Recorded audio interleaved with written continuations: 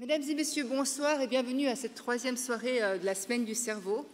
La Semaine du cerveau cette année qui porte sur le thème du comportement adaptatif, qui se fait en partenariat avec la Faculté de psychologie et sciences de l'éducation pour ses 50 ans.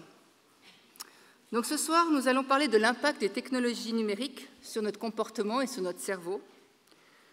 Nous vivons une période où les écrans sont devenus des compagnons dont on peut difficilement se passer. Alors prenons un moment pour comprendre comment ils influencent notre développement cognitif et notre bien-être mental. Donc ce soir, nous allons explorer les risques, mais aussi les opportunités que représentent les nouvelles technologies, avec des pistes concrètes pour en faire un allié plutôt qu'un adversaire. Nous allons bien entendu avoir 2 conférences, comme à notre habitude. Et donc dans la première conférence, Mireille Bertrancourt va discuter des impacts cognitifs des technologies numériques chez les jeunes, et essayer de dépasser les idées reçues pour explorer comment ces outils peuvent être utilisés efficacement dans l'éducation et comment on peut transformer l'usage des écrans en opportunité d'apprentissage efficace. Alors, Mireille Bertrancourt est professeure ordinaire à la Faculté de psychologie et sciences de l'éducation de l'Université de Genève. Elle mène des recherches sur la conception des ressources et applications numériques pour l'éducation et la formation, sur la base des connaissances scientifiques en sciences cognitives. Elle dirige depuis 2003 l'unité TECFA, c'est l'unité de technologie de formation et apprentissage qui coordonne une maîtrise spécialisée dans le domaine de l'ingénierie technopédagogique. Et je lui laisse tout de suite la parole.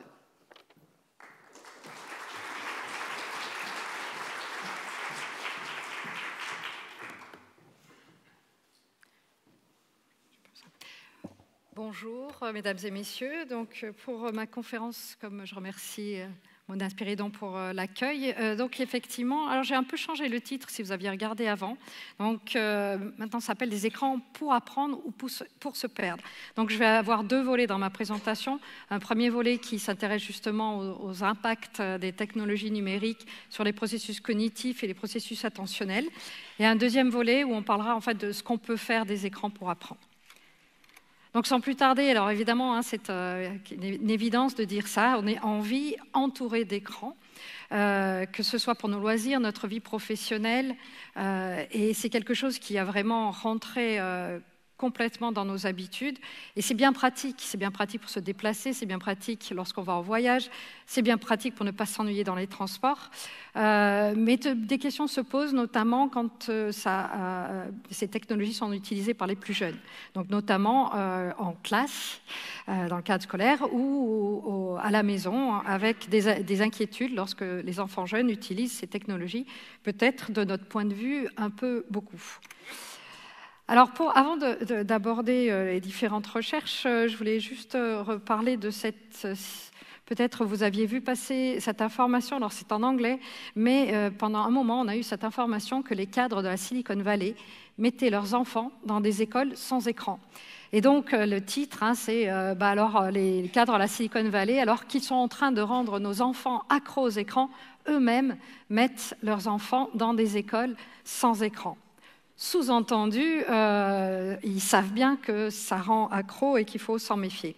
Alors, il y a eu énormément de démentis, c'est comme cet article du Monde de 2024, mais il y en a eu bien d'autres, c'est-à-dire qu'en fait, ce n'est pas quelque chose qui est avéré, c'est ce qu'on peut appeler une légende urbaine, c'est-à-dire que, oui, effectivement, il y a certains cadres de la Silicon Valley qui mettent leurs enfants dans une école sans écran, mais c'est 300 élèves sur plusieurs centaines de milliers, donc c'est vraiment pas du tout tous les cadres.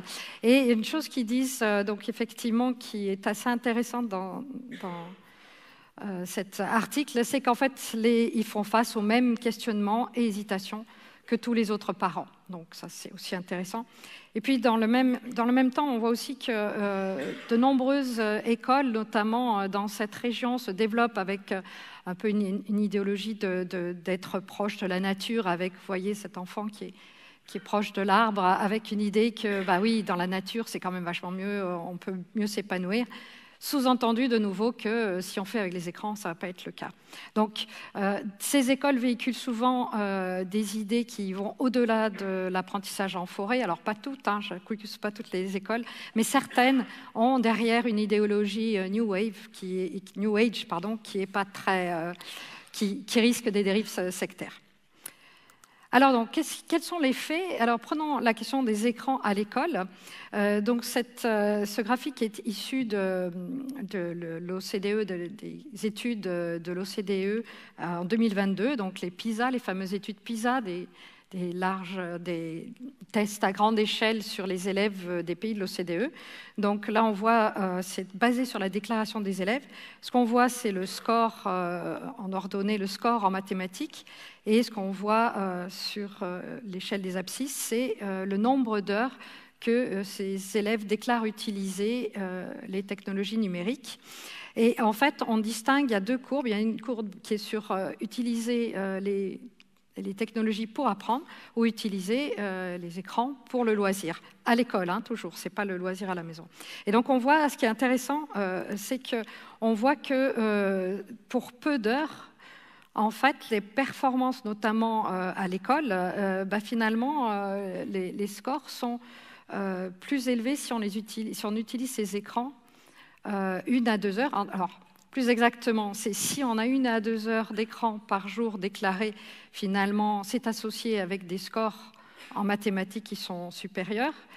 Et quand on regarde de l'autre côté, par contre, si on fait plus de 3 heures d'écran pour le loisir, eh bien là, ça va être les élèves qui disent ça, c'est plutôt associé à des performances en mathématiques qui sont plutôt basses.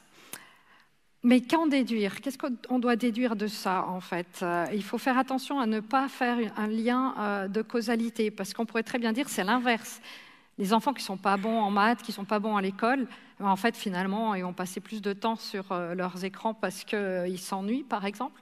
On pourrait se dire aussi que c'est lié à d'autres facteurs, comme ça a été montré, notamment les effets délétères des réseaux sociaux sur certains éléments cognitifs sont liés au fait que les jeunes qui utilisent de manière un peu excessive dorment moins parce qu'ils vont plutôt le faire le soir. Donc en fait, il faut se méfier, et c'est juste un exemple, il faut se méfier de dire, parce que je pourrais très bien dire, là, en fait, vous voyez qu'en fait, il faut utiliser les écrans à l'école parce que les élèves ont de meilleures notes à cause de ça.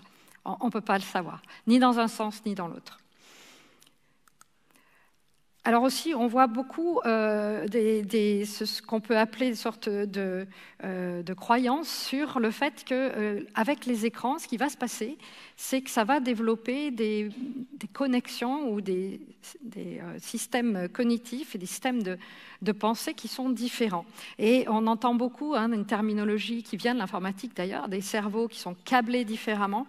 Est-ce que les cerveaux sont transformés par l'usage du numérique comme on le pense? Donc, effectivement, on voit souvent ça dans les médias. On voit aussi la question que vous avez peut-être vu passer, l'idée des natifs digitaux et des immigrants digitaux, enfin, ou numériques, comme quoi les natifs digitaux, c'est-à-dire les enfants qui ne sont plus forcément tous des enfants, qui sont nés avec les outils numériques, eh bien, seraient naturellement maintenant, du coup, multitask, seraient capables de penser en parallèle, etc., alors que les pauvres personnes nées avant, dont je fais partie, ne seraient pas capables de faire de la pensée parallèle, mais que de la pensée séquentielle, et juste monotâche. Alors, on va examiner un peu ça. Donc, la première chose, c'est est-ce que le cerveau est transformé par l'exposition aux écrans? Alors, c'est ce qu'on appelle un peu le mythe de l'homo numericus. Donc, l'argument de Prensky, c'est qu'on sait qu'il y a de la plasticité cérébrale, ce qu'on appelle aussi la neuroplasticité. Il cite l'exemple que les musiciens, par exemple, ont des zones du cerveau qui sont beaucoup plus développées par rapport à des non-musiciens, pareil pour d'autres, pour les aveugles pour certaines zones. Voilà. Et donc il dit, du coup, c'est pareil pour les jeunes qui utilisent les écrans depuis leur plus jeune âge. Alors, le problème, c'est que, en fait, cet argument, par exemple, on imagine la lecture. La lecture, ça existe depuis un peu plus longtemps que les écrans. On est immergé dans le texte, dans les mots depuis qu'on est. Et malgré ça, il faut quand même apprendre. Hein, donc, ça ne s'acquiert pas naturellement. Et d'ailleurs, en fait, il n'y a pas de zone du cerveau qui est dédiée à la lecture de naissance. C'est quelque chose qui se forge avec l'exercice. Parce qu'en fait, le cerveau qu'on a, c'est celui de l'Homo sapiens. Et c'est un cerveau qui a été forgé par l'évolution et qui n'est pas fondamentalement transformé par les activités que l'on a, surtout depuis quelques décennies. Mais par contre, les activités que l'on a le font évoluer. C'est-à-dire, donc à la fois, oui, le cerveau est transformé par les écrans, mais comme il est transformé par toutes les activités qu'on peut avoir, y compris des activités non numériques et des activités sportives et autres. Le deuxième mythe, justement, du natif digital, natif numérique, l'idée, c'est que les jeunes qui sont exposés aux écrans depuis leur plus jeune âge sont plus multitask, qui sont capables de faire des choses en parallèle. Et donc, cet article de Paul Kirchner et Pedro de Bricker, je pense que c'est comme ça, en 2017, a fait une revue de littérature des études qui ont comparé du coup les performances des personnes qui se disaient multitâches et très à l'aise pour le changement, justement le travail en parallèle de différentes tâches. Et l'une des études qui est citée, hein, dont je reprends la citation, cela a conduit au surprenant résultat que les personnes ayant déclaré être très multitâches ont eu de moins bonnes performances dans un test mesurant leur capacité à passer rapidement d'une tâche à l'autre. Et l'explication qu'ils donnent, ces auteurs, c'est probablement à cause de leur incapacité à filtrer l'information non pertinente. Donc, qu'est-ce que ça veut dire, ça? Qu'est-ce qu'on en déduit? Donc, ça, c'est une citation que j'ai traduite en français. Hein. Et qu'est-ce que ça veut dire? On en déduit deux choses. La première chose, c'est que la représentation que l'on a de soi-même, elle n'est pas forcément fiable. Si je fais beaucoup de multitâches, je pense que je suis efficace en multitâche parce que je le fais beaucoup, donc j'ai l'impression que je suis efficace. Mais si on mesure mes performances, je ne suis pas forcément meilleure que si je faisais mes tâches de manière séquentielle. Et normalement, le système cognitif, il n'est pas multitâche. Hein. Et ça, même en habituant, ça va demander un surcoût cognitif. Et la deuxième conséquence, c'est que le fait d'utiliser ou le fait de faire, ça ne veut pas dire qu'on maîtrise les choses. Donc, utiliser fréquemment un outil ne fait pas de nous des experts en cet outil. On est habitué à l'utiliser d'une certaine manière, mais pour avoir une expertise, une maîtrise, ça demande effectivement autre chose. Donc, si on reprend l'effet de l'exposition aux écrans, donc, sur l'attention, parce que justement dans cette étude, il montre que les gens qui font beaucoup de multitâches, effectivement, leur attention, elle est peut-être moins bonne que d'autres. Donc, il faut voir déjà, alors très très rapidement, hein, donc l'attention, c'est un phénomène qui a deux voies, on va dire. Il y a une voie qui est contrôlée, le focus de l'attention contrôlé, c'est-à-dire où là, on va être en fait orienté par l'objectif qu'on a, c'est-à-dire le but qu'on a à atteindre, son intérêt sur les thèmes et les connaissances que l'on a. Donc là, c'est complètement maîtrisé, volontaire. En face, on a tout ce qui est un focus de l'attention automatique, donc, qui est l'orientation de l'attention qui est gérée par l'environnement dans lequel on est. Donc le mouvement, le son, la lumière, ça attire notre attention de manière perceptive sans qu'on puisse vraiment le contrôler. D'autres choses plus cognitives sont la nouveauté, la pertinence sociale de certaines choses. Donc ça, c'est des éléments qui vont attirer notre attention, même de manière involontaire. Et le problème qui a été soulevé avec les technologies numériques, peut-être que ma collègue va en parler, oui, elle acquiesce, donc je ne vais pas aller très loin, mais effectivement, le fait que s'est développée toute une économie de l'attention dans les services numériques, qui fait que c'est difficile de maintenir son focus volontaire sans se faire happer, on va dire, par toutes les notifications et autres.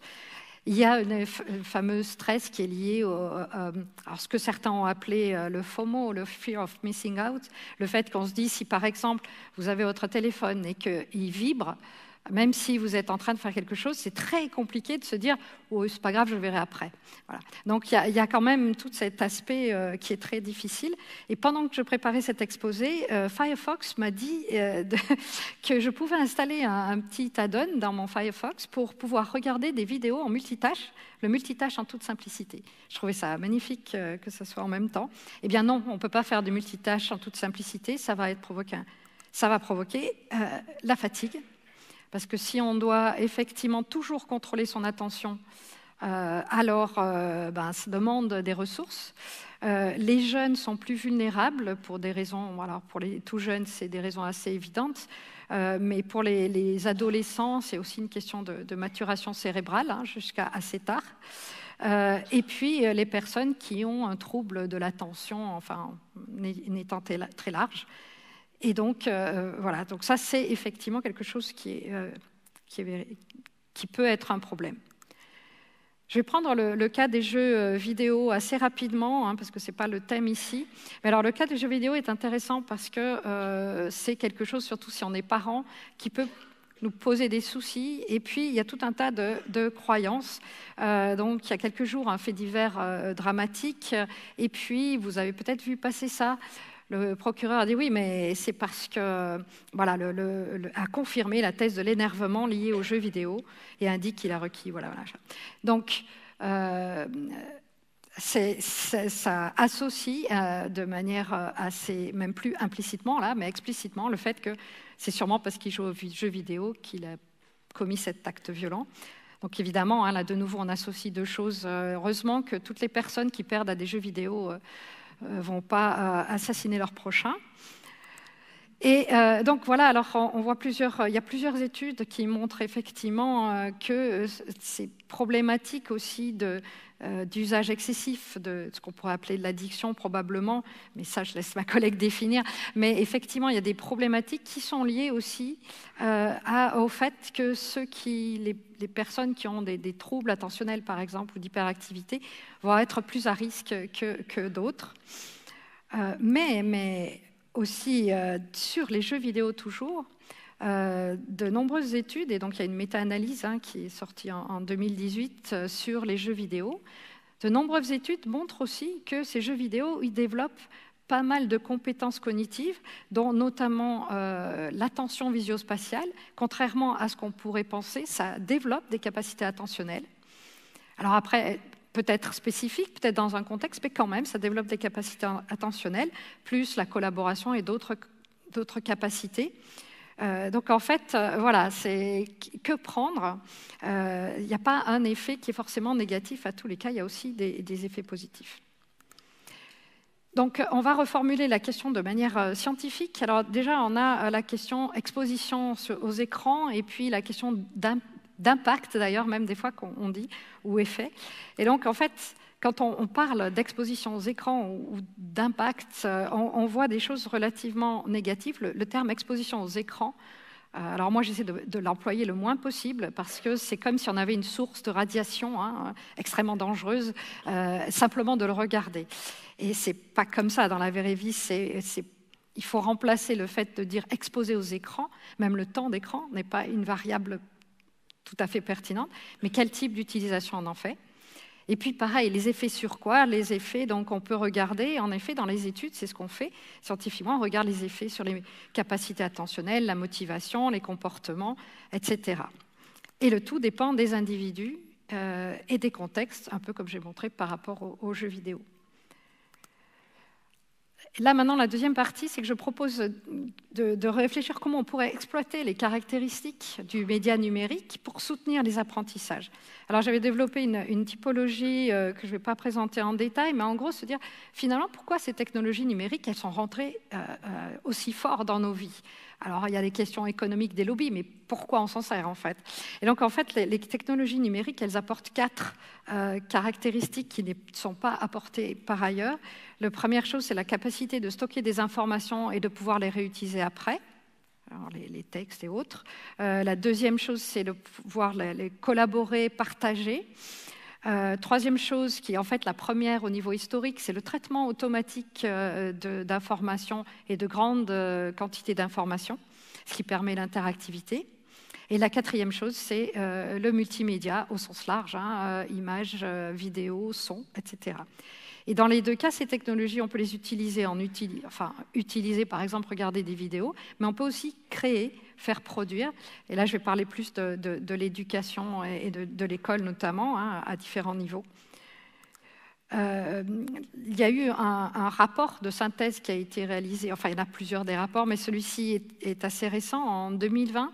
Il a été réalisé par des Français, dont André Tricot, qui est un chercheur très connu dans le domaine. Et en fait, ils ont pris, pareil, une revue de littérature, ils ont pris des études qui étaient faites vraiment dans des situations de classe.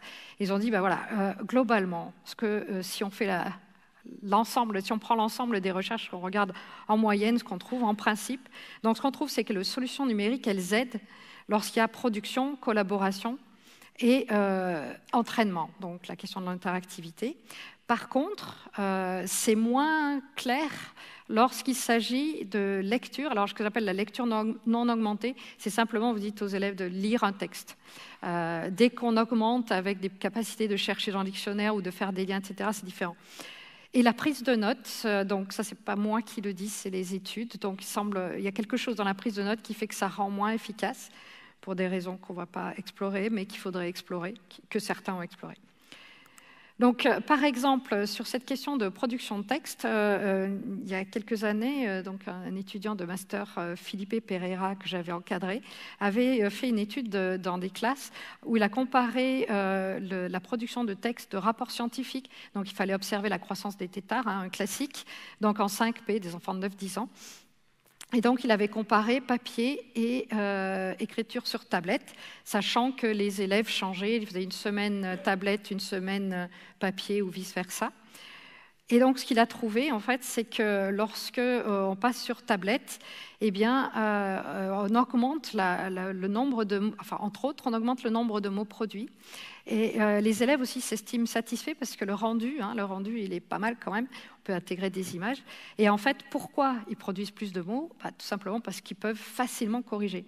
Parce que si un élève il a écrit déjà les premières phrases, qu'on lui dit il faudrait rajouter ça tout en haut du texte, ça va être compliqué de lui faire tout réécrire. Pour le temps qui me reste, je vais vous assez rapidement parler d'une recherche que l'on a menée avec des collègues des HUG, donc le CURIC, Centre universitaire roman d'implant cochléaire. Donc la question, effectivement, c'est la réhabilitation auditive des enfants atteints de surdité qui ont reçu un implant cochléaire. C'est très spécifique. Donc ces enfants sont tout jeunes, maintenant ils sont implantés souvent avant 2 ans. En tout cas, avant 4 ans, donc ils sont de plus en plus tôt. Et le problème, c'est que même s'ils ont implanté à 2 ans, il faut quand même faire une réhabilitation auditive. C'est compliqué pour les parents qui ont eu un enfant qui n'entendait pas pendant 2 ans. Donc en fait, et évidemment, on ne va pas les avoir en rééducation tous les jours. Ces enfants, c'est des petits-enfants.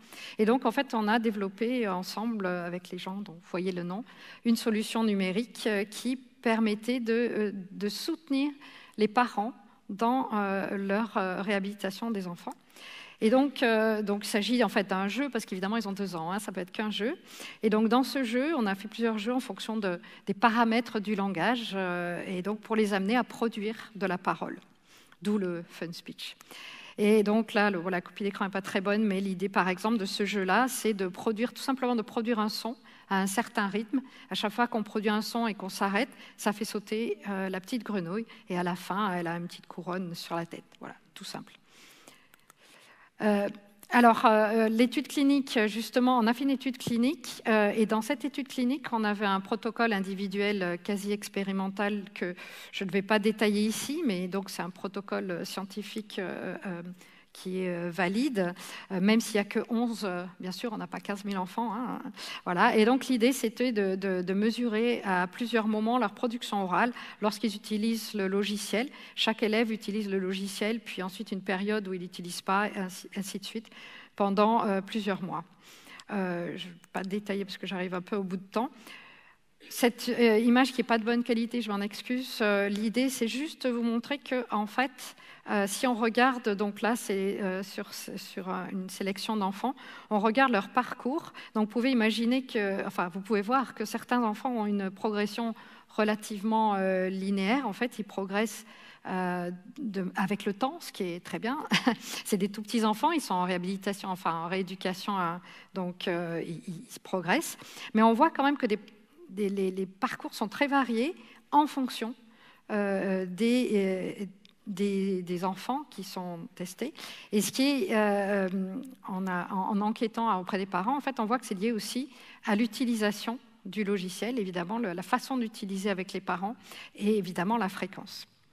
Et donc, ce qu'on peut, et puis j'en finis là, donc ce qu'on peut voir dans cette étude, c'est que c'était un exemple pour montrer que l'apport du numérique est principalement le traitement automatique des données de l'enfant, enfin de ce que produit l'enfant. Le multimédia interactif, ça produit effectivement, en termes de traitement automatique, ça produit un feedback immédiat dont on sait dans la littérature que c'est très bon pour l'entraînement de compétences à automatiser, donc très bien pour la réhabilitation du langage, et le multimédia interactif pour l'engagement, la motivation et l'engagement attentionnel. Mais par contre, effectivement, on a vu que les effets, c'est logique, c'est varié selon les utilisations, les temps, mais aussi les types d'utilisation, et que l'accompagnement parental, l'attitude parentale étaient des facteurs clés dans le fait que la solution puisse les aider. Et en fait, c'est plus un outil pour les parents, en fait, pour aider à la réhabilitation de leur enfant. Donc voilà, pour conclure cet exposé, donc, je vais juste dire se méfier de la pensée magique, qui est de penser qu'il y aura un effet intrinsèque, un effet des écrans en tant que tels. Et donc, il n'y a pas d'effet écran, en fait. Donc, l'effet, il dépend beaucoup des types d'utilisation. Il faut aussi se méfier de tous les mythes, ce qu'on appelle les mythes, vous avez sans doute entendu cette expression, qui sont dérivés des extrapolations de résultats de neurosciences. Et puis, justement, d'utiliser des outils pour soutenir les processus d'apprentissage. C'est là qu'on a effectivement le plus de possibilités d'avoir des écrans qui servent à apprendre. Et puis, dernière phrase, c'est que l'enjeu de l'utilisation des outils numériques, c'est aussi de développer des compétences numériques, notamment à l'école, et savoir avoir un peu de la culture par rapport à ces outils-là. Voilà, donc je vais m'arrêter ici. Merci de votre attention.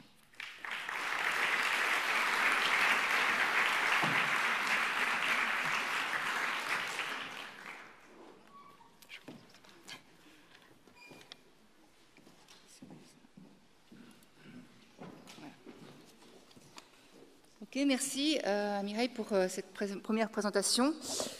Alors, comment fixer des limites pour préserver notre bien-être psychique face à l'omniprésence des technologies numériques? Eh bien, Sophia Achab va tenter de répondre à cette question et va discuter des enjeux et des initiatives actuelles qui nous permettent de nous reconnecter avec une utilisation plus saine et plus épanouissante des nouvelles technologies. Alors, Sophia Achab est psychiatre et chargée de cours à l'Université de Genève. Elle dirige le centre collaborateur de l'OMS pour la recherche et la formation en santé mentale. Elle mène dans ce centre une mission d'expertise auprès de l'OMS dans le champ des addictions sans substance. Elle est également responsable de la consultation Reconnect, pionnier en Suisse pour les troubles liés aux addictions sans substance. Ses axes de recherche portent sur les perspectives populationnelles et cliniques des comportements addictifs. Voilà, je lui laisse la parole.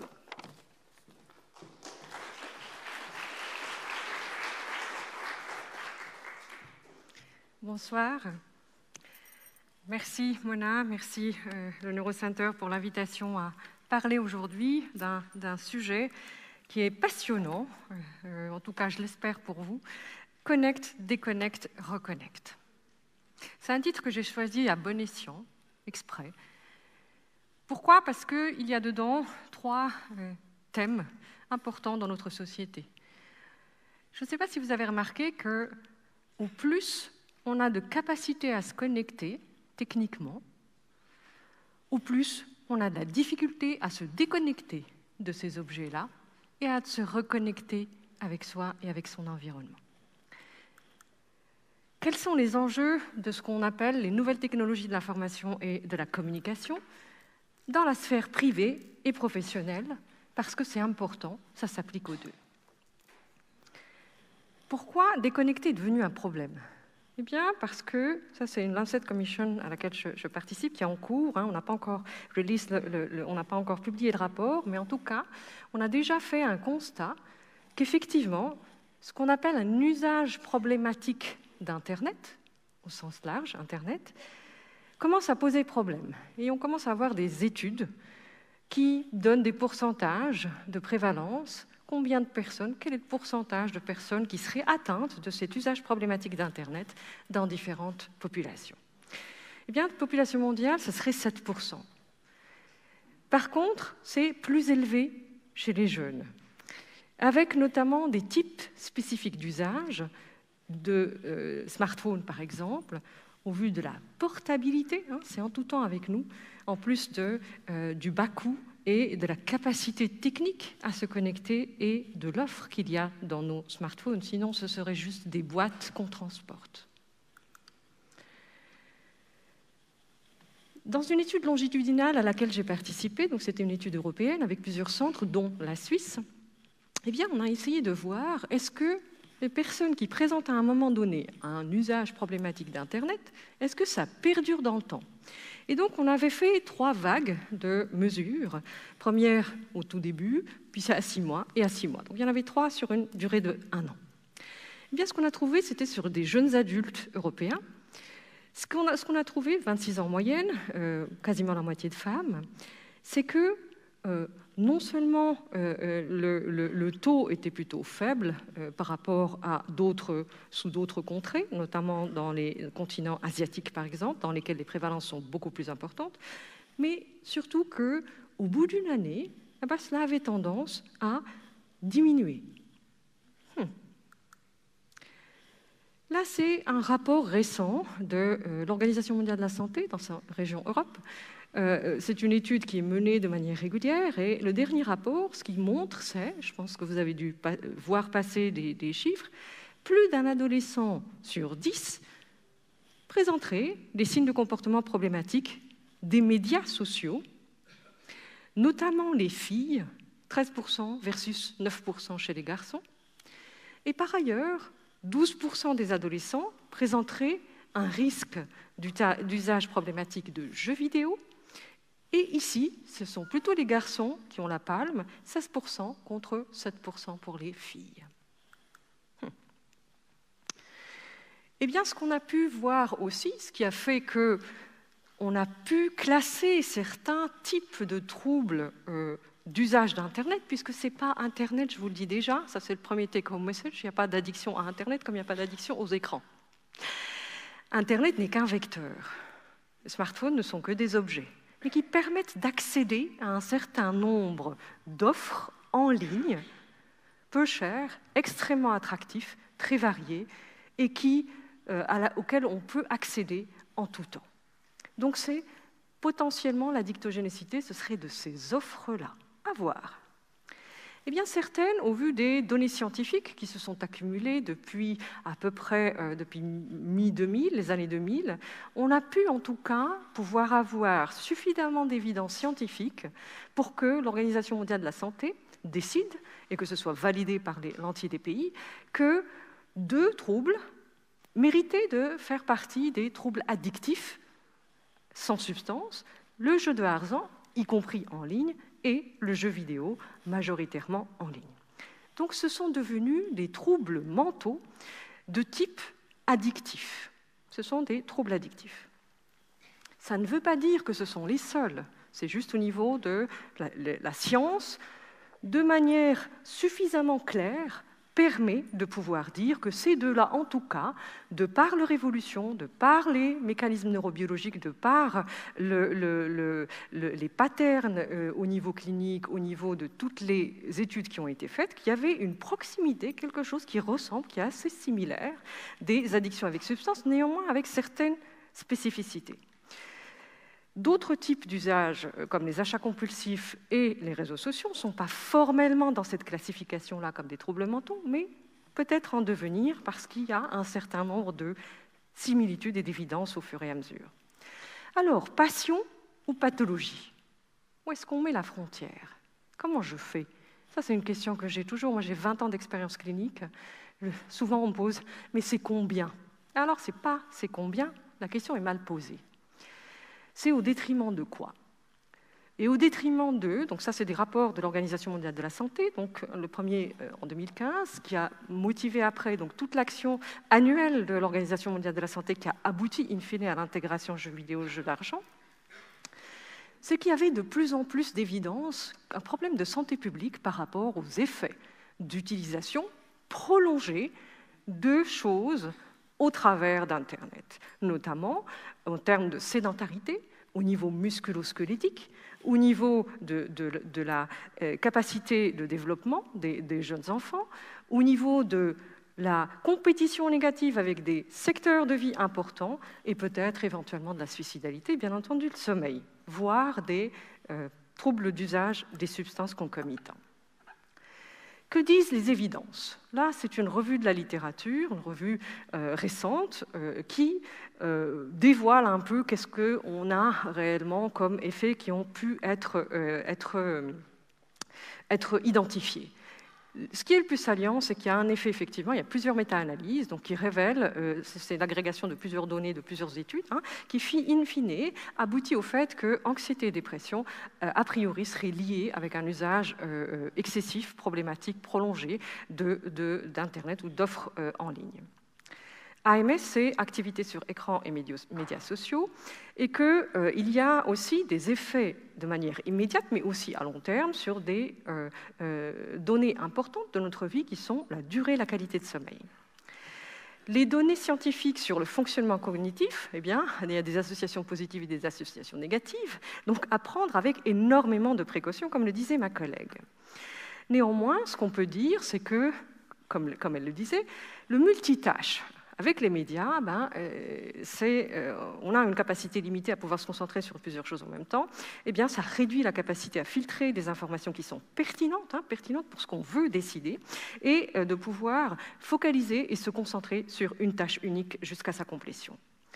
Un impact également sur les interactions sociales et les compétences sociales, et aussi une utilisation excessive pourrait être liée, cause aux conséquences, là aussi, précaution, à un sentiment d'isolement et à de la solitude. Mais la question est beaucoup plus complexe et je vais y arriver.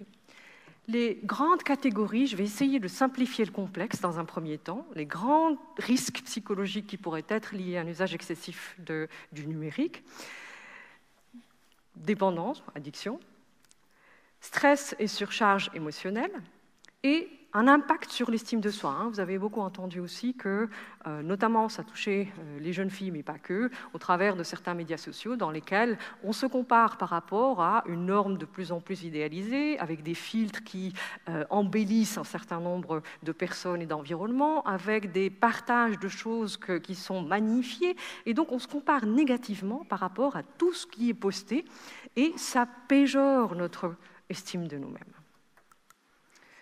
Et dans la sphère professionnelle, parce que c'est important aussi. Avoir une connectivité, tous les outils à disposition, c'est super, c'est chouette, c'est du progrès, c'est de la facilité de travail. Néanmoins, il y a un écueil qui est, ça c'était pour un magazine de ressources humaines qui nous a interviewés, sur l'impact en fait du digital dans les sphères professionnelles. Eh bien, il est de plus en plus évident que les collaborateurs sentent qu'il y a une certaine espèce d'injonction numérique. C'est-à-dire, une fois que vous recevez un message ou une demande, eh bien, elle commence à acquérir un caractère d'immédiateté de réponse ou de validation de reçu, d'accusé de réception de votre part et d'accusé d'action, c'est-à-dire une injonction à faire quelque chose de ça. Avec la capacité à déconnecter et de pouvoir avoir un accès unique à sa sphère privée et un accès unique à sa sphère professionnelle de manière très différenciée, c'est très compliqué avec le digital. Et je pense que vous l'avez vu encore plus quand le digital, on est passé au tout digital pendant le confinement. Donc ça appelle à des vigilances de la part non seulement des personnes elles-mêmes, des collaborateurs, mais aussi de la part des employeurs d'essayer de maîtriser au plus cette injonction numérique. Passion ou pathologie? Je vous ai dit que c'était très complexe, et la complexité, je la matérialise là.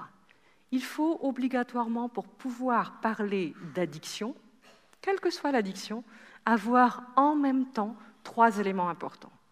Ils doivent être concomitants. Un environnement propice, un sujet vulnérable et un produit addictif. Qu'en est-il pour les usages numériques?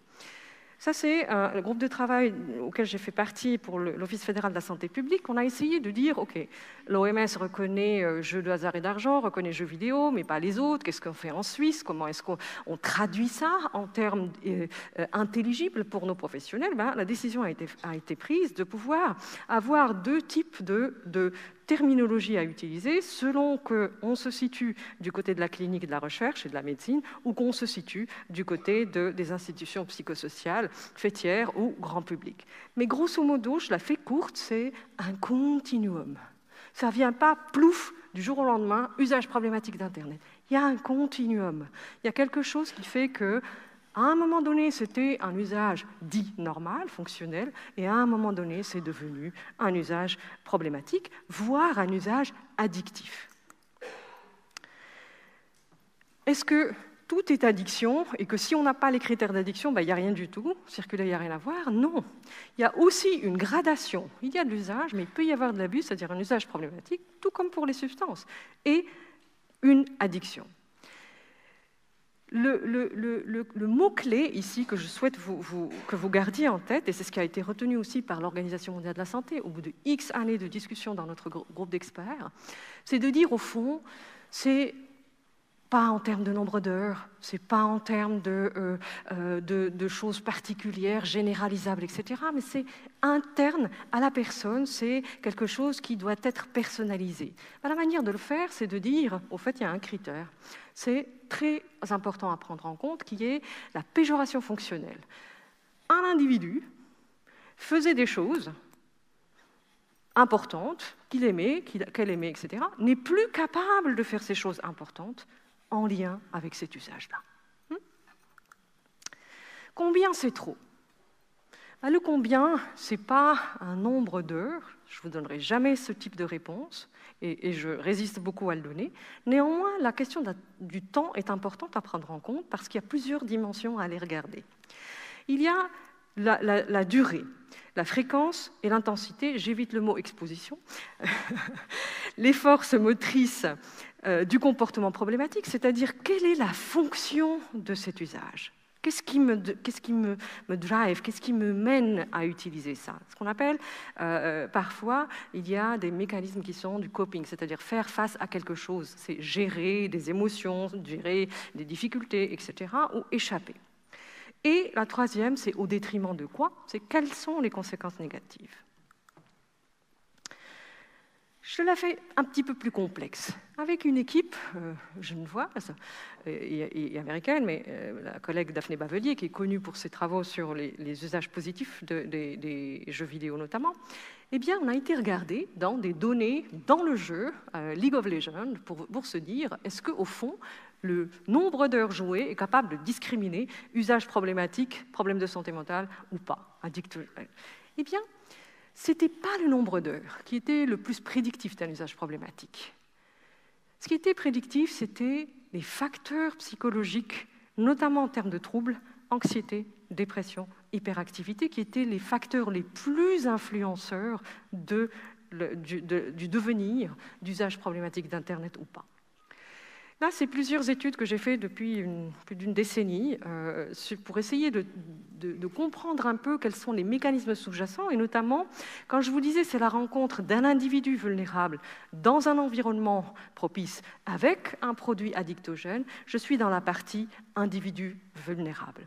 Et dans la partie individu vulnérable, eh bien, ce qu'on a pu identifier dans ces différentes études sur les jeux vidéo, et notamment c'était plus spécifiquement les MMORPG, Massively Multiplayer Online Role-Playing Games, c'est des jeux de rôle en ligne massivement multijoueurs.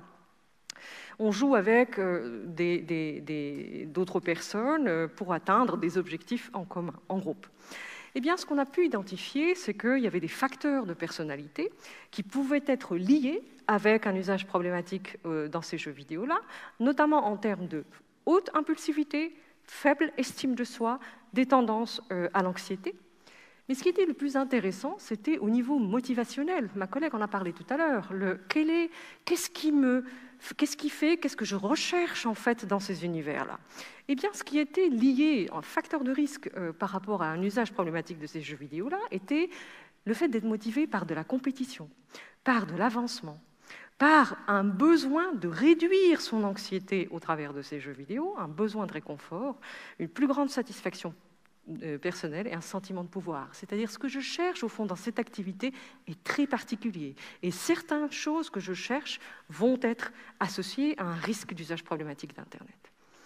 Des problèmes de santé mentale aussi, de dépression, d'anxiété ou d'autres types de troubles pouvaient éventuellement être associés à l'usage problématique d'Internet par le biais de ce que je vous disais tout à l'heure, le coping, c'est-à-dire au fond, je me sens triste, déprimée, etc. Eh bien, le fait d'aller sur des plateformes, y compris jeux vidéo, ça peut être d'autres choses, ça me permet de m'automédiquer. Mon humeur remonte et c'est tellement agréable que de manière répétée, je vais revenir à ce type de récompense au détriment de choses importantes. La bonne nouvelle, par rapport aux nouvelles technologies, c'est qu'il y a quand même des facteurs protecteurs aussi dans ce que je vais chercher dans l'utilisation de ces technologies-là, notamment quand j'y vais pour du divertissement, pour avoir du plaisir ou pour vivre des expériences avec d'autres. Dans une étude européenne qu'on a faite avec des collègues sur plusieurs pays, ça c'était usage de smartphone, usage d'Internet chez les jeunes, eh bien, le fait d'auto-rapporter une utilisation problématique de smartphone en Europe chez les jeunes adultes, on a montré qu'elle était influencée par la fréquence, l'utilisation de certaines applications spécifiques, notamment c'était réseaux sociaux et jeux vidéo. Le genre féminin était un facteur de risque. La différence entre les continents, l'Europe moins que dans d'autres continents, comme j'ai dit, c'est la pénétrance d'Internet et c'est les cultures aussi des sociétés par rapport à l'usage de ces technologies, et y compris à l'intérieur de l'Europe, entre pays, entre régions, et il était notamment, les taux étaient plus faibles en Europe de l'Est. Il y a des effets de genre dans l'individu vulnérable.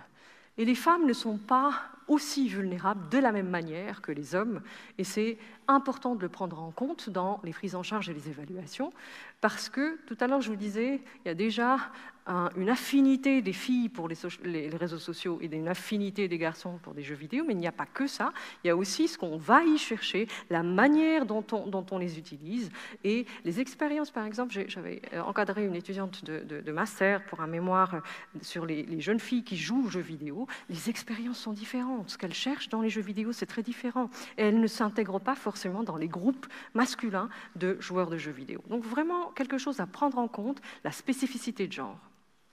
Et la spécificité d'âge. C'est une étude européenne dans laquelle on a comparé, en Suisse et en Pologne, des personnes qui étaient âgées de plus de 65 ans. Et on a retrouvé un usage problématique d'Internet. Et alors, c'était un pied de nez à pas mal de collègues qui me disaient « Mais qu'est-ce que tu vas aller chercher chez des personnes âgées qui vont utiliser de manière problématique Internet ?» Ben si, il y en avait. Et non seulement il y en avait, mais dans les motivations, dans la fonction qui était associée à cet usage problématique d'Internet, elle était différente des jeunes. C'était en majorité lié avec de l'insatisfaction de conditions de vie, par exemple. Et ça, c'est important de le prendre en compte, en thérapie et en évaluation, et dans les politiques aussi de santé. Donc, j'ai discuté l'individu vulnérable, mais il y a le produit addictogène. Et oui, il y a des algorithmes qu'on appelle persuasifs et prédateurs, notamment, c'est les terminologies qu'on utilise à l'heure actuelle, qui essayent de capter l'attention, qui jouent un peu sur nos capacités, nos biais et nos incapacités à nous contrôler pour pouvoir avoir le maximum de temps possible notre attention sur leur offre. Et l'environnement. Je parlais tout à l'heure de Covid. Covid a été un change maker. Donc il y a eu énormément, notamment chez les jeunes, beaucoup de souffrance, beaucoup de sentiments de solitude, mais à investiguer sur, là c'est une review qu'on avait faite, dans laquelle on n'a pas trouvé de données, de lien de causalité entre usage problématique d'Internet et sentiments de solitude et de suicidalité. Donc à faire, à éclaircir, à faire des études dans ce sens-là. Et je plaide pour un usage, une approche personnalisée pour tout ce qui est usage problématique des médias sociaux, parce que c'est important. On fait ça à Reconnect, dans la structure que je dirige depuis 2007, qui est pionnière en Suisse. Eh bien, ça ressemble à ça quand on évalue quelqu'un. C'est multidimensionnel et c'est multi-professionnel. Ça, c'est un modèle aussi de lecture un peu complexe, mais qui est assez juste parce que c'est le reflet, en fait, de la réalité. C'est à la fois les individus, à la fois la parentalité et l'environnement autour, à la fois l'environnement, à la fois la chronologie aussi. Il y a quelque chose en lien avec les momentum de société. Et bien sûr, les vulnérabilités individuelles, y compris au niveau du cerveau, mais aussi des choses en lien avec les réglementations et les politiques de santé. Alors, faire un usage responsable. J'étais censée vous parler de ça dans le Reconnect et le Déconnect. Bien, quelques stratégies assez simples, mais qui sont très difficiles à mettre en place. Ça demande énormément, comme pour tout réapprentissage et apprentissage, ça demande de persister. C'est l'importance de faire des pauses et d'avoir des activités hors écran. L'importance de gérer ces outils, de ne pas les laisser vous gérer. S'il y a un message, je le dis, run your devices, don't let them run you. C'est ça, au fond. Quel que soit ce que vous faites, quelle que soit votre particularité, votre singularité, c'est quand vous vous sentez, vous, géré par vos connexions, c'est là où ça ne joue plus. C'est à vous de les gérer. Donc ça suppose qu'il y a des moments dans lesquels vous décidez de les utiliser et des moments dans lesquels vous décidez de ne pas les utiliser. Et c'est vous qui détenez ce pouvoir. Poser des limites pertinentes pour les adolescents, mais aussi des limites pertinentes pour les adultes. Ce qui est valable pour un ado n'est pas valable pour un adulte. Donc quand on vous dit « oui, mais toi, tu fais ceci, tu fais cela, etc. », c'est en fonction des âges. Bien qu'on ait soi-même, en tant que parent, un rôle modèle que les enfants, les adolescents voient aussi. Dans la sphère privée et dans la sphère professionnelle. Il y a des principes, il y a un équilibre à garder entre la connexion et la déconnexion. Il y a la gestion à faire des temps d'écran avec des périodes sans écran, vraiment à planifier et à pouvoir, pour récupérer. Le cerveau est un outil qui a besoin de temps d'action, mais aussi de temps de récupération pour être en performance. Et des stratégies de déconnexion proactives, de type relaxation, sport, méditation, peu importe ce qui vous permet à vous de retrouver, c'est spécifique à vous, de retrouver votre entrain, votre capacité à être en vous-même, avec votre vie, de manière plaisante et ce qu'on appelle le bien-être. Équilibre entre connexion et déconnexion aussi dans les interactions sociales. Pas du tout numérique et pas du tout du rejet du numérique à 100%. Il faut trouver un équilibre et ça dépend de ses choix de vie. Dans les sphères professionnelles, eh bien, il y a des choses qui peuvent être faites, notamment l'importance d'avoir des horaires clairs dans lesquels on attend des tâches des personnes qui sont sous notre hiérarchie et des temps dans lesquels elles sont censées être chez elles et il n'y a pas de tâches. Une culture d'entreprise bienveillante et des outils technologiques qui sont adaptés. Ça veut dire quoi? Juste un manager, par exemple. Ça peut tenir à des choses simples. Le manager n'a pas eu le temps toute la semaine de faire X, Y, Z, il le fait le samedi soir, etc. Au lieu d'envoyer le mail à ses collaborateurs le samedi soir, il peut tout à fait l'écrire et paramétrer un envoi le lundi matin à partir de 8h30. C'est du respect de la vie de l'autre. Mais moi, j'ai fait ma partie et j'ai géré le temps que j'avais à disposition pour faire ce que j'avais. C'est des exemples.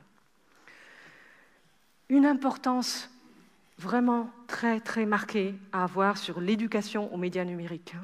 Ce n'est pas interdire, déconnecter, ce n'est pas ça l'enjeu. L'enjeu, c'est vraiment former, éduquer au bon usage du numérique, et c'est depuis l'enfance, c'est une préparation avec une gestion, comment est-ce que je régule mes émotions et comment est-ce que je gère mon usage, avec un engagement de la part des écoles, mais aussi des parents et des décideurs politiques. Le rôle des parents, important. La parentalité et les normes, les limites posées par les parents, comment est-ce qu'ils ou elles les contrôlent et que ce soit aussi un accompagnement avec de la communication autour, etc., c'est des éléments clés dans le bon usage numérique des enfants. Ça, c'est un guide qu'on a fait avec l'Office fédéral de la santé publique, justement pour travailler avec les parents sur la question de l'utilisation des écrans, et dans lequel ce qu'on invite les parents à faire, c'est de discuter avec nous, avec les personnes donc, qui les conseillent autour de ça, sur des questions de culture numérique, de partage, d'impact éventuellement sur le fonctionnement physiologique ou pas. Qu'est-ce que ces jeunes-là font sur ces univers-là et comment est-ce que ça les structure, comment ça les construit, en essayant d'avoir le minimum de rejet possible pour pouvoir entrer en communication et pouvoir faire des choses utiles. Donc trouver un équilibre, être cohérent et se connecter au travers de ces univers-là. C'est facile à dire, très difficile à faire. Beaucoup d'empathie pour les parents, mais c'est comme pour toute limite qu'on pose, et c'est encore plus challenging au fur et à mesure qu'ils grandissent, et surtout à la période de l'adolescence, ça fait partie du jeu. C'est des périodes qui sont comme ça, avec une importance quand même, parce que c'est votre rôle d'encadrement qui est important pour leur construction et leur développement, y compris quand ils s'opposent à vous, et y compris quand vous posez des limites, et surtout quand vous posez des limites. C'est le cadre structurant. Ça, c'est la structure dont je m'occupe, donc Reconnect, dans laquelle on fait un peu tout ça quand, in fine, rien n'a marché et qu'il y a un problème. Ça, c'est un ouvrage et un podcast. Donc, il y a un patient à moi et moi-même qui avons été interviewés par un journaliste extraordinaire de la RTS qui a fait un podcast qui s'appelle Dingue. Et au fond, c'est de la vulgarisation de ça veut dire quoi avoir un problème de trouble de jeu vidéo. Ça ressemble à quoi une thérapie pour le trouble du jeu vidéo. Je vous laisse écouter cet épisode et un livre qu'on vient de publier avec des collègues de Lausanne, de Paris et du Canada. Stratégie de déconnexion. Donc on a essayé de voir dans les pays, qu'est-ce qui existe en termes de régulation. Eh bien, c'est un papier qu'on est en train il est under review. Et dans les différents pays européens, ça manque en fait de régulation de la part des États, des gouvernements, sur les usages, mais les réglementations sont axées sur un espace numérique plus sûr. C'est aussi le cas en Suisse, avec notamment autour de l'espace numérique sûr, mais encore beaucoup d'importance qui est mise sur la protection des droits individuels et des interactions numériques sécurisées. Mais donc, à venir, quelles sont les initiatives qui pourraient venir des pays, par exemple, pour encadrer l'utilisation des médias connectés? Eh bien, ça tient à deux grandes catégories. C'est interdiction des smartphones scolaires et régulation d'âge sur les réseaux sociaux. Je ne dis pas que c'est ce qu'il faut faire, je dis c'est juste ce qui a été fait jusqu'à présent. Et ça pose énormément de débats, notamment la question du ban du smartphone à l'école. Ça a fait couler beaucoup d'encre dans les différents pays qui s'y sont essayés, la France, l'Australie, le Royaume-Uni et les États-Unis. Quels sont les arguments de ces pays-là? C'est réduire les distractions, améliorer les résultats scolaires, réduire le cyberharcèlement et promouvoir la socialisation en face-à-face. Les arguments contre, ceux qui sont détracteurs, c'est qu'il faut une utilisation éducative des smartphones, préparation à la vie numérique, et c'est difficile de mettre en œuvre. Alors, ban ou pas ban? La réponse est « ça dépend ». Ça dépend, pour tout ce qui est important, c'est les réponses, c'est « ça dépend », parce que c'est complexe. Ça présente des avantages et des inconvénients et ça mérite vraiment une discussion sociétale et dans le pays pour évaluer vraiment soigneusement quels sont les besoins des élèves, quelles sont les ressources à disposition et comment est-ce qu'on peut avoir des approches équilibrées pour prendre le meilleur de ces technologies sans encourir les risques. Ça, c'est un petit rappel, parce que je reçois pas mal de parents de ma consultation qui ne sont pas très au courant des âges limites d'usage. Les réseaux sociaux eux-mêmes ont des âges limites d'usage, donc il faut vraiment les respecter eux-mêmes. Facebook, YouTube, TikTok, Instagram, Facebook Messenger et WeChat, WeChat c'est en Chine, mais c'est 13 ans. Quand je vois des moins de 13 ans avec des smartphones, je reste sans voix. WhatsApp, c'est 16 ans. Et alors, une fois, en plus, j'avais eu une dame qui m'a amené en fait 2 enfants. Donc, elle m'a amené un enfant et l'autre, elle le tenait. Et donc, elle tenait un bébé qui était en train de pleurer et elle m'a amené un ado pour 13-14 ans pour du problème de jeux vidéo. Donc, pendant que je discutais avec l'ado, la maman était... Le bébé s'est mis à pleurer, elle sort son téléphone, elle le donne au bébé. Je ne culpabilise pas les parents. La posture de parents est difficile, mais la nounou digitale, forget about it. Enlevez. Et alors, même si on a un cadre, pour autant qu'il y ait ce cadre, faire respecter ce cadre, et ça c'est une photo réelle, c'est moi qui l'ai prise, j'étais effarée de voir une petite fille devant un produit de jeux de hasard et d'argent. Pourquoi? Qu'est-ce qui l'a attiré, cette jeune fille? Vous voyez en haut? C'est cartoon. Elle se rapproche de quelque chose qui est cartoon, c'est-à-dire quelque chose qui est de l'univers de son âge, des dessins animés, etc. Mais c'est utilisé par l'industrie à mauvais escient pour pouvoir attirer plus de public. Ça appelle à des réflexions autour de la promotion de la santé, c'est-à-dire ne pas parler uniquement quand les troubles sont là, mais de se dire que je cherche non seulement à savoir pourquoi ces troubles se développent, mais aussi qu'est-ce qui me protège d'avoir ces troubles et qu'est-ce que je peux faire en tant que société pour pousser au maximum les compétences et les choses qui protègent. Ça appelle des approches de santé publique à l'international, mais aussi chez nous dans notre pays. Et j'ai été très heureuse de ce rapport de 2023 dans lequel le Conseil fédéral a vraiment posé de manière claire qu'il fallait renforcer notre stratégie nationale addiction en y incluant la cyberdépendance encore plus avant. C'est qui Sophia? Donc j'ai utilisé l'intelligence artificielle et je lui ai posé une question. Je lui ai dit: synthèse des recommandations de Sophia Achab en matière d'usage du numérique. Voilà ce qu'elle nous a donné. Y compris les images. Ne regardez pas le texte parce qu'il y a énormément d'erreurs, mais bon, les textes elle a essayé de faire ce qu'elle pouvait. Établir des règles claires et cohérentes.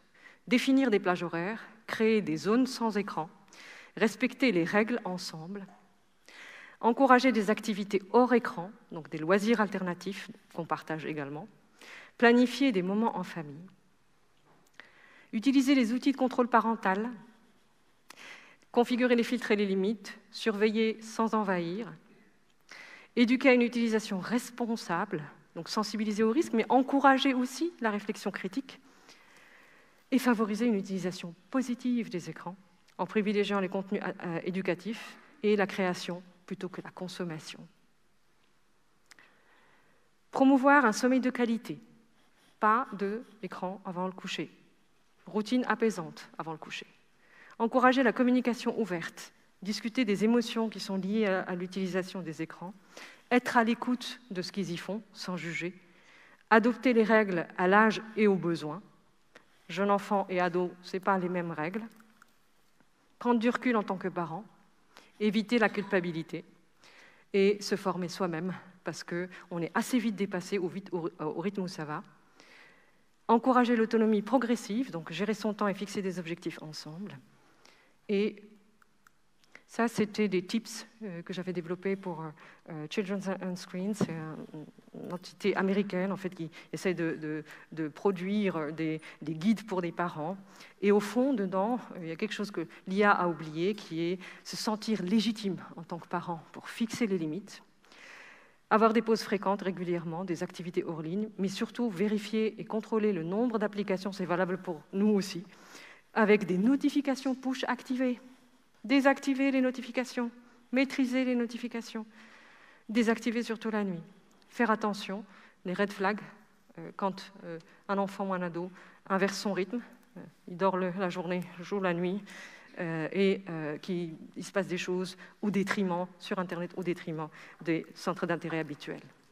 Pour conclure, j'ai besoin que vous fermiez les yeux.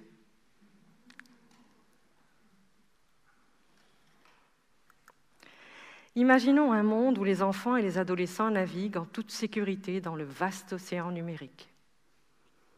Un monde où les réseaux sociaux, les jeux vidéo et les contenus en ligne sont des îles de découverte et de créativité, protégés par des barrières invisibles mais solides, empêchant les dangers de s'approcher de trop près. Imaginez un enfant équipé d'un casque de réalité virtuelle, explorant un univers numérique où chaque contenu est adapté à son âge et à ses intérêts. Les filtres et les contrôles parentaux agissent comme des gardiens silencieux, veillant à ce que chaque expérience soit enrichissante et sûre. Les réseaux sociaux deviennent des espaces de connexion positive, où les interactions sont constructives et les amitiés se forment sans risque de cyberharcèlement. Dans ce monde, les écoles sont des phares de connaissances. Les enseignants guident les élèves à travers les eaux numériques, leur apprennent à utiliser les outils technologiques de manière responsable et éthique. Les jeux vidéo sont des aventures épiques où chaque niveau franchi est une leçon de vie et où les défis sont surmontés avec courage et détermination. Les parents, quant à eux, sont les capitaines de ce voyage, naviguant avec confiance grâce aux réglementations et aux outils de protection mis en place. Ils savent que même dans les moments de doute, ils peuvent compter sur un réseau de soutien pour les aider à protéger leurs enfants des tempêtes numériques. Et enfin, imaginez un futur où chaque enfant grandit en harmonie avec la technologie, apprenant à l'utiliser pour créer, innover et connecter, tout en restant protégé des dangers. Un futur où les limitations d'âge ne sont pas des barrières, mais des ponts vers un avenir numérique plus sûr et plus épanouissant. Merci.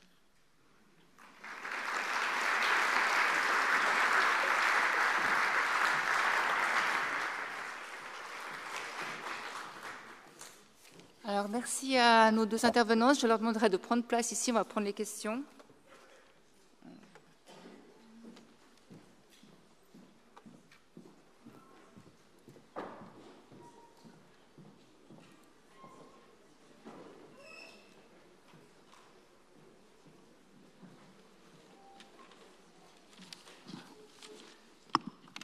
Alors, peut-être je vais juste commencer par une question un peu générale à nos deux intervenantes. Avec le développement de l'intelligence artificielle, est-ce qu'on pourrait imaginer, ou est-ce qu'il y a peut-être déjà quelque chose qui se fait, qui pourrait en fait, où cette intelligence artificielle pourrait être utile pour minimiser en fait l'impact négatif des écrans et maximiser aussi les bénéfices qu'on pourrait en tirer? Alors, si je commence à répondre, alors je ne sais pas si je vais répondre exactement à cette question à laquelle je n'ai pas forcément de réponse immédiate pour nous aider à gérer les écrans, mais par contre, j'aime bien ce que dit Marc-Éric Bobillier-Chaumont, qui est un chercheur qui compare en fait les utilisations des technologies. En gros, il dit on peut utiliser les technologies de manière substitutive, c'est-à-dire c'est pour faire des choses à notre place. Par exemple, on pense aux caisses automatiques dans les supermarchés, où là, en fait, la technologie, elle remplace l'humain qui faisait la caisse avec la personne qui est en caisse et qui passe vos produits. Et il y a une autre façon de voir, c'est ce qu'on appelle les technologies capacitantes, où là, en fait, les technologies, elles nous aident, elles nous assistent pour son activité. Donc, en fait, tout l'enjeu de l'IA actuellement, c'est d'éviter que l'IA soit vue comme une technologie qui remplace, donc qui remplace les auteurs, qui remplace des graphistes ou qui remplace d'autres métiers, mais qui plutôt assiste des gens à faire leur métier en leur proposant des éléments en fait, de réflexion, des éléments qui vont les aider pour aller plus loin dans leur propre expertise ou leur faire gagner du temps. Voilà, donc ce n'est pas vraiment la réponse, mais en gros, c'est l'idée de si on peut utiliser l'IA de manière capacitante, on peut faire des choses probablement. Ok, très bien. Alors, on va prendre des questions du public. Alors, madame, ici.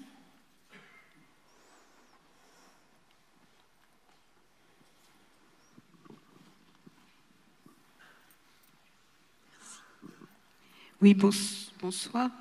Je voulais vous demander, vous avez parlé essentiellement des outils de connexion, mais je voulais vous demander si les écrans télé et la télévision pouvaient être comparés avec des effets notamment nocifs comparables. Merci. Merci de votre question. Ça va de la télévision à l'IA et on a un continuum de progrès.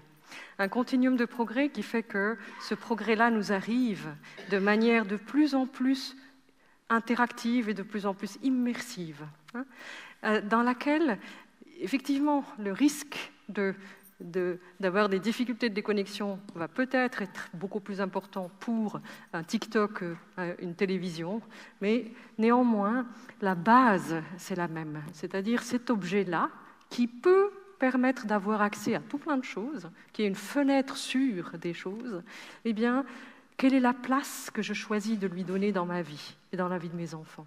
C'est toujours se poser à chaque fois la question de comment est-ce que je m'en sers de manière positive et que ça me serve. L'IA, par exemple, c'est vraiment un apprentissage de la délégation de tâches à faire en tant que société. C'est-à-dire, au fond, l'IA, l'idée derrière est une idée vertueuse qui est de gagner du temps et de pouvoir avoir des capacités énormes à disposition des êtres humains pour faire des choses. Et prenons-le comme ça. Essayons de lui déléguer des tâches, mais ne pas lui déléguer notre vie. Hein? Très bien. D'autres questions? Oui, ici. Oui, c'est à propos des technologies capacitantes. Vous avez parlé de ce jeu pour faire parler les enfants sourds qui sont appareillés, mais il y a beaucoup plus. Par exemple, si vous pensez, moi j'ai 73 ans, hein, ce que c'était pour un aveugle d'avoir accès à la connaissance, c'était très compliqué. Maintenant, vous avez des initiatives à Genève, enfin, c'est peut-être pas seulement Genève, mais c'est la France et la Suisse, ça s'appelle Monalira. C'est une bibliothèque numérique qui comprend aussi des textes sous droit d'auteur. Et pour y accéder, il faut avoir une raison, que ce soit parce qu'on ne voit pas ou parce qu'on ne peut pas tourner les pages d'un livre. Et ça, c'est quand même formidable, je trouve. Voilà. Je ne sais pas si je dois répondre, je suis tout à fait d'accord avec ce qui vient d'être dit. Effectivement, et c'est drôle, c'est le troisième cas chez Bobillier-Chaumont de dire que ça peut aussi avoir un rôle un peu de prothèse, le numérique, dans le cas où justement, par exemple, effectivement, on peut fournir des aides d'accès à des contenus numériques, par exemple, effectivement, des contenus aussi qui peuvent être adaptés, typiquement, effectivement, les livres audio ou les autres contenus numériques auxquels on peut accéder et sur lesquels on peut paramétrer pour aussi améliorer l'accessibilité de certains contenus. Si c'était...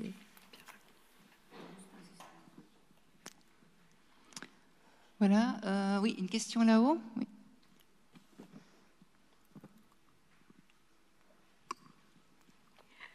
Oui, j'aimerais revenir sur la première question à propos de l'intelligence artificielle.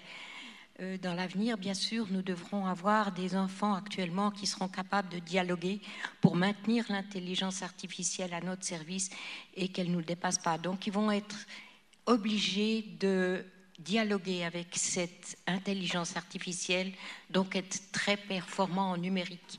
Est-ce que le fait de supprimer beaucoup du numérique et de ne pas les encourager d'une certaine façon à pouvoir développer cette capacité de dialogue n'est pas un danger? Tout à fait. C'était dans ma présentation, effectivement, je pense que la posture juste, c'est la posture qui est un peu dans le milieu, hein, pas rejeter totalement et pas adopter à tout prix. Hein, essayer de dire qu'est-ce que je peux faire avec ce nouveau progrès de manière la plus positive possible. Comment j'en tire les opportunités, comment j'évite les risques. Et effectivement, de devoir de déconnecter, hein, c'est le numéro 2, de baser en fait l'approche sur la déconnexion et pas sur la reconnexion, c'est-à-dire au fond, c'est au travers de mon usage de ces univers-là, continuer à être fidèle à mes valeurs, à mes projets, mes objectifs, à mes interactions. Hein, et non pas arrêter de se connecter pour pouvoir faire autre chose. Effectivement, c'est une perte de capacité d'apprentissage de la gestion de ces outils numériques qui sont somme toute extraordinaires de par ce qu'ils amènent. Dans les technologies aussi, il y a des jeux vidéo par exemple qui sont des serious games, des jeux vidéo qui permettent de réduire de la douleur, de traiter des brûlés, de faire de l'apprentissage sur des différentes tâches, etc. Donc c'est pas l'objet technologique. C'est pas ça qu'il faut rejeter, c'est essayer de l'intégrer de la manière la plus soft, souple possible dans sa réalité, dans sa vie. Oui, question là. Ah, il y a d'autres questions après ici.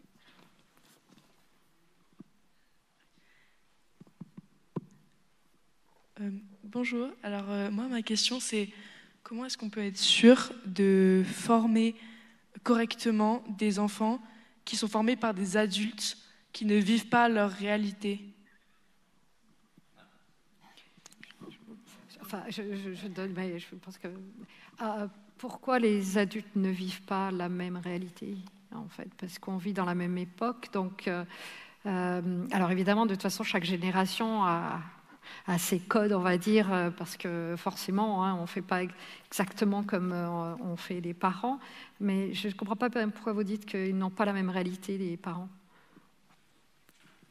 Peut-être. Moi, je voulais dire, par exemple, justement, les codes sociaux.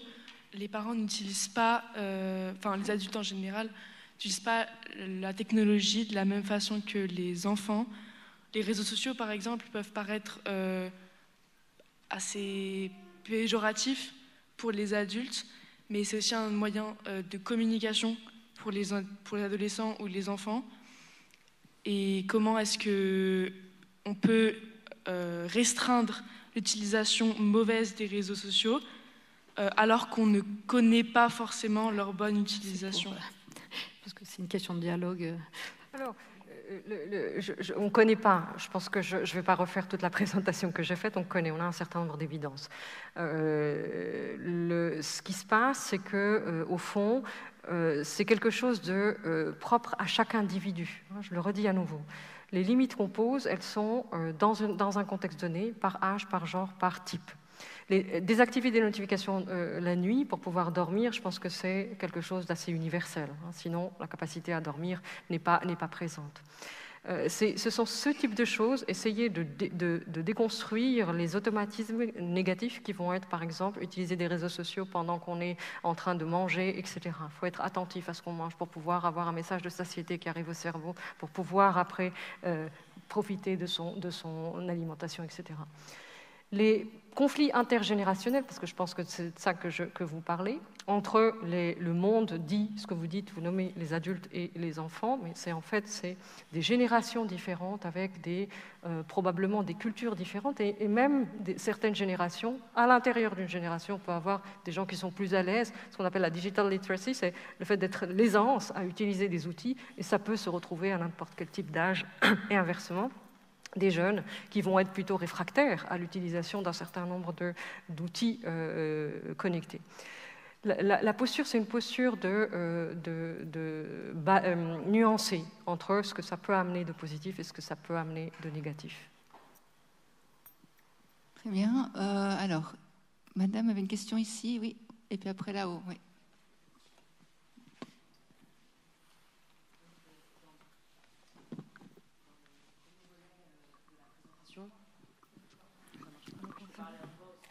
Enfin, c'est pour le public aussi, mais peut-être que ça doit... On va prendre notre micro alors.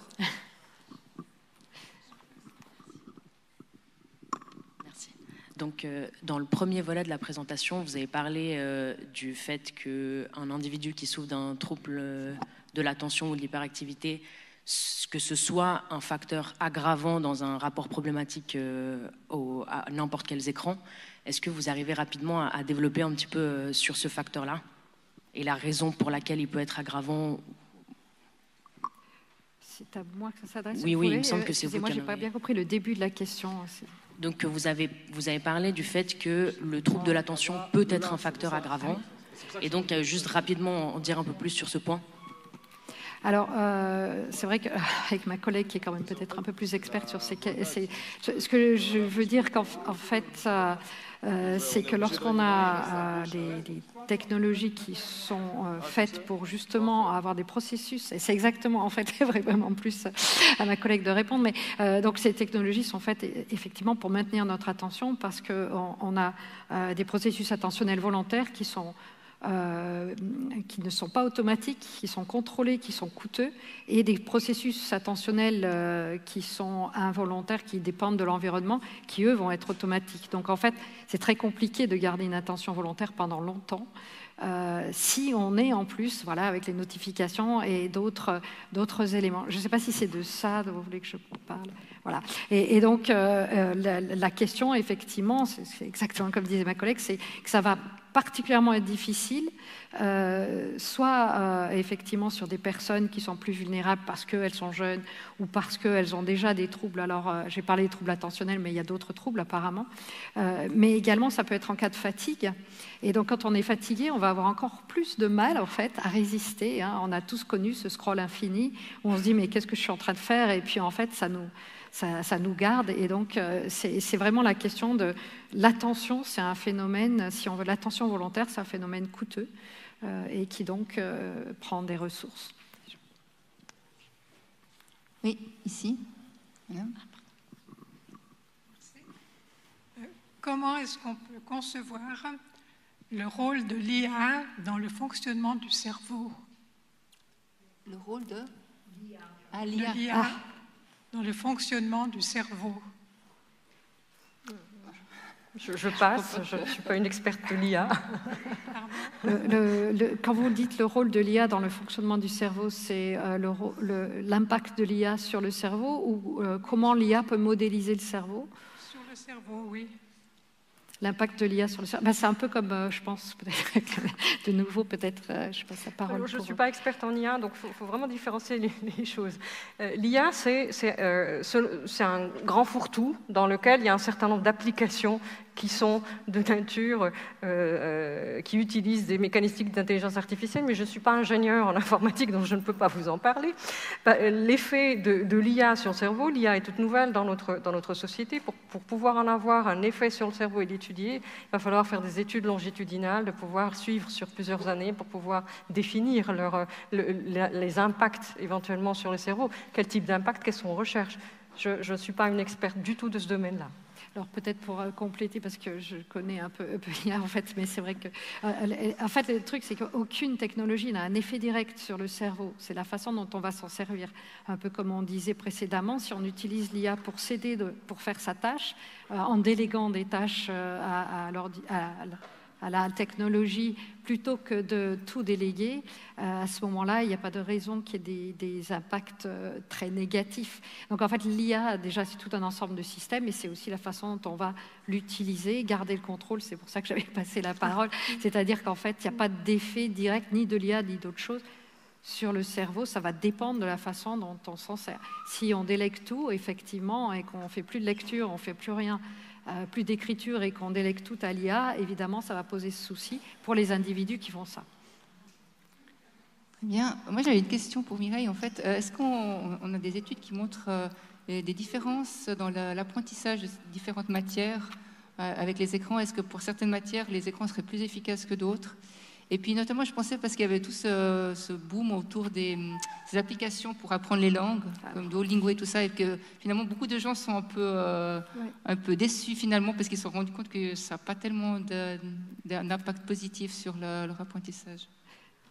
Oui, alors je vais peut-être profiter sur ce dernier volet. Alors, parce que pour les disciplines, effectivement, ça dépend aussi de ce qu'on fait avec.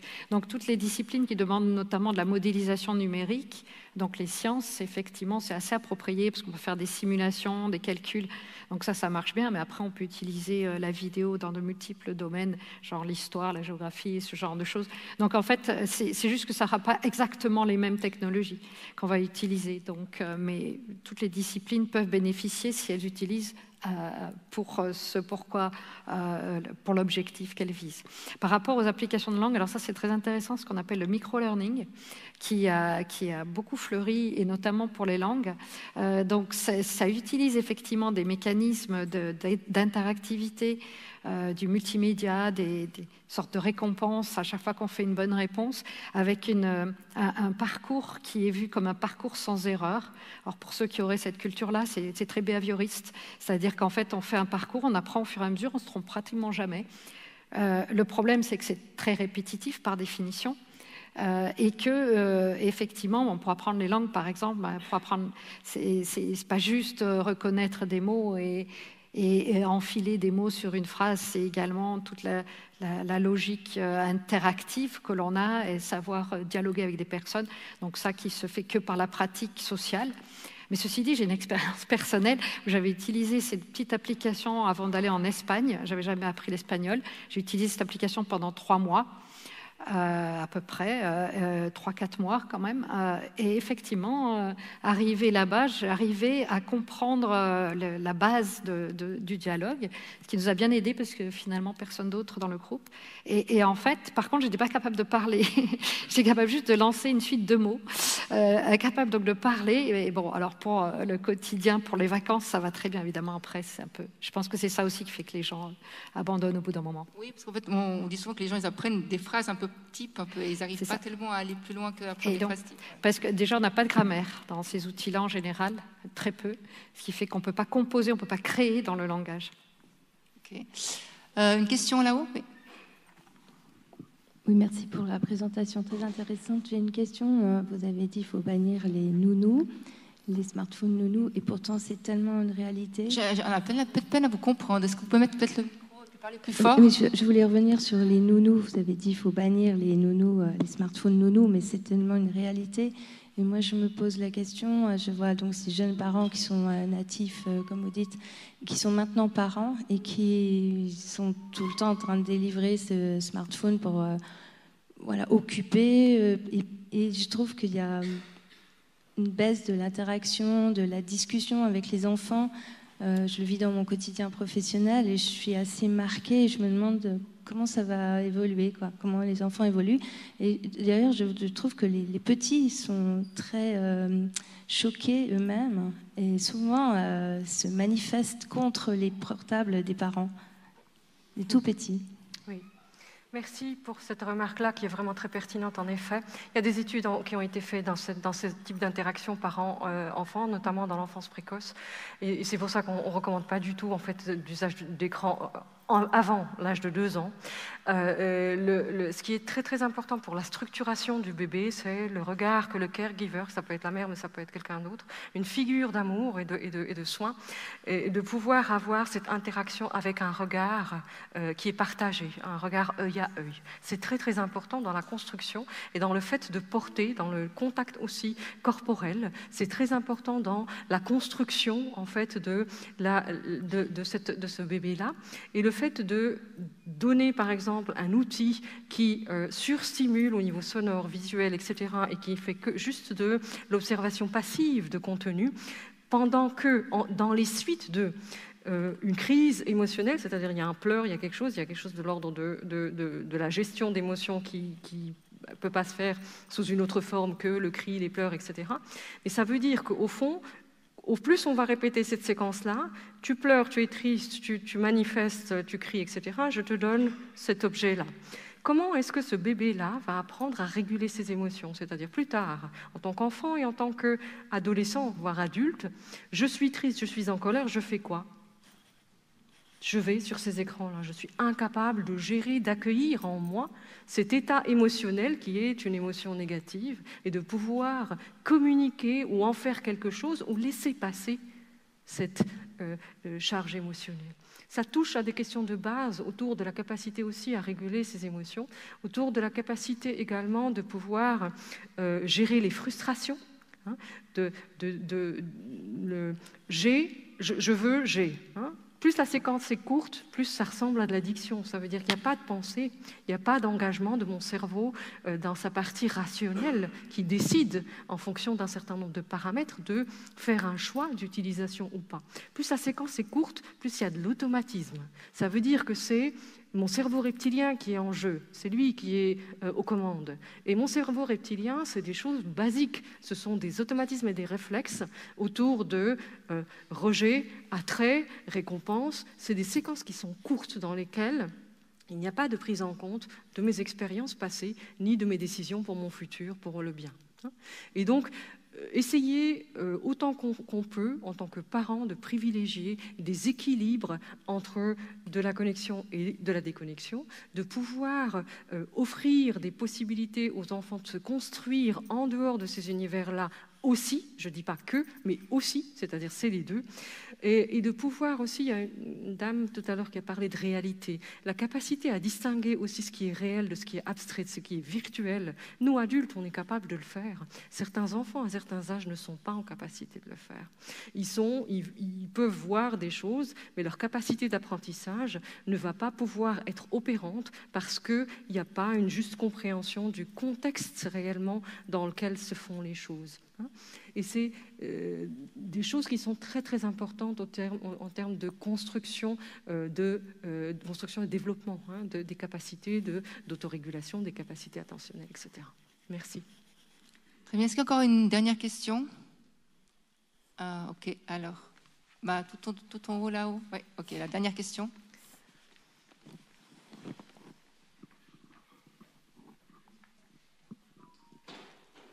Bonsoir. Alors, merci aussi pour vos présentations. Ok, d'accord. Encore monsieur, alors après.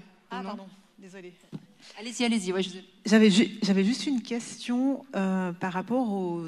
Il y a de plus en plus d'applications qui sont développées pour se détoxifier des écrans, mais c'est des applications qui sont sur les écrans.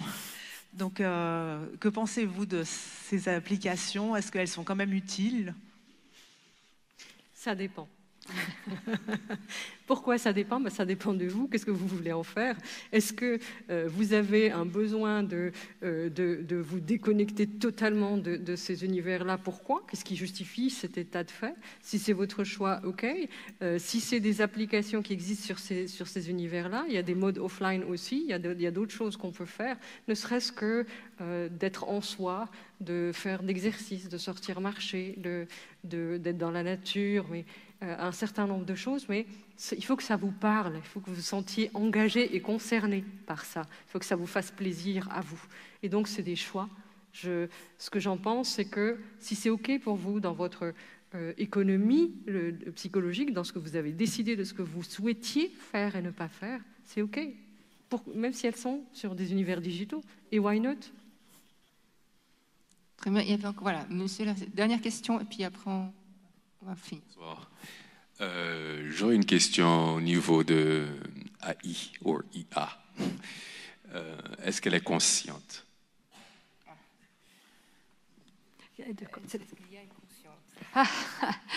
Alors, qu'est-ce que la conscience? C'est ma réponse. Non, voilà, oui, c'est complexe comme question, puisque ça dépend de ce qu'on définit être conscient ou pas. Est-ce qu'on peut faire semblant d'être conscient? Est-ce que faire semblant d'être conscient, ça veut dire être conscient? Donc, je n'ai pas la réponse. Si, peut-être. Il y a un documentaire extrêmement intéressant sur TV5 Monde, notamment qui a été tourné au Canada, qui est extrêmement intéressant sur ces questions-là. Donc, je vous encourage à aller le regarder. Je ne me rappelle pas le titre, mais en tout cas, il abordait ces questions-là de qu'est-ce que l'IA? Est-ce que c'est un cerveau? Est-ce que c'est une conscience? Et puis, il y avait une des réponses que j'ai beaucoup aimée aussi, c'est on est conscient quand on a une corporalité. Ça suppose qu'il y a un corps qui incarne quelque chose de l'ordre de la conscience. Peut-être, et peut-être pas. Okay, très bien, merci. Je remercie aux deux intervenantes et puis je vous remercie de votre patience.